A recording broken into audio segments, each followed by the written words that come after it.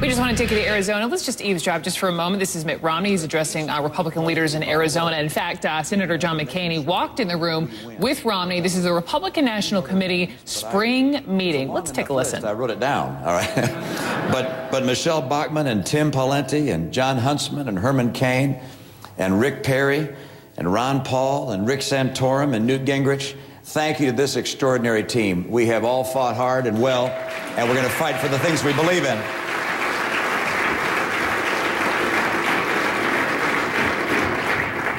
And I express my appreciation to Senator McCain for his battle for the presidency, for standing true to the principles of our party, for the fact that he has been a fighter for America for decades. This is not someone who came late to the game. He has been a stalwart champion of the things that make America, America from his earliest days. And he has sacrificed enormously and continues to battle to this day. I hope we can always count on seeing John McCain in the U.S. Senate fighting for the things that we believe in. Thank you, Senator.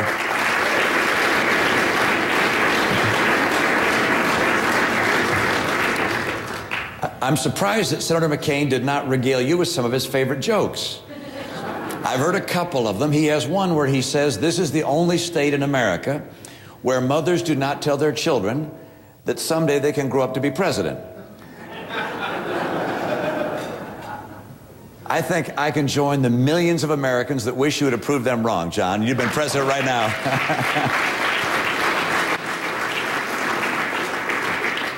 Now, 4 years ago, then candidate Obama was speaking in Denver, not far from here, standing in front of Greek columns. Remember that?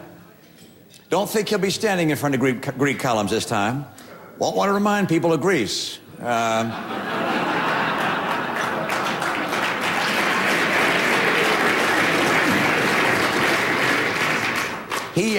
He laid out, and in his speech there at their convention, how he would measure progress. He literally used these words that he says, we measure progress differently than do Republicans, presumably. But it was the fact that he said, we measure progress. And then he described how it was he and his party measure progress.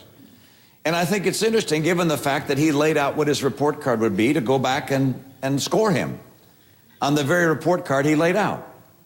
He said, for instance, that he said, we, the Democrats, measure progress by whether people have good jobs that can pay for mortgages.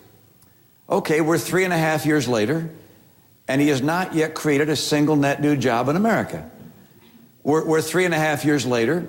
Actually, there have been job losses, and 93% of the people who've lost jobs have been women. On the measure that he himself put in place, creating jobs where people could pay mortgages, he fails. Then there was another measure that he laid out. He said, in a setting where you were having progress, you could measure it by whether people saw wages and incomes going up or going down. Oh yeah, okay, over the last 4 years, the median income in America has dropped by 10%. In Barack Obama's term, the median income in America has dropped by $3,000. This even as health care costs have gone up, gasoline prices have doubled, food costs have gone up. Second measure, he's failed. Third measure he spoke about, he said to see progress, you'd want to see people with a dream or an idea being willing to take the risk to start a new business. So what's happened in the world of business startups? They dropped by about 150,000 a year under this president. Again, on the measure he himself set out, he's failed. Now, there are a lot of other measures as well. We have record levels of people on food stamps, record levels of poverty. The number of people who dropped from the middle class into poverty has reached historic proportion. You have at the same time home values that have dropped by 30% or more in some places, and in some cases still going down. On almost every measure, this president has failed.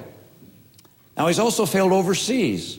Senator McCain described one of the areas that he's failed, and that's with regards to Israel and our relationship with that country and the need to show solidarity with our allies.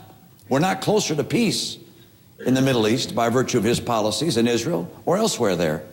The Arab Spring has turned into an Arab winter. He failed to execute a status of forces agreement to make sure that the gains that were achieved at great cost in Iraq would be able to be preserved and secured. He entered into an agreement with Russia with regards to the New START treaty, which I think was exceptionally one-sided. Iran, of course, is rushing towards nuclearization with no indication of any slowdown in sight. And I believe that with regards to Afghanistan, he made a number of errors in the way he managed our relationship there. He is very clearly out of ideas and out of excuses. So it's our job in November to make sure we put him out of office.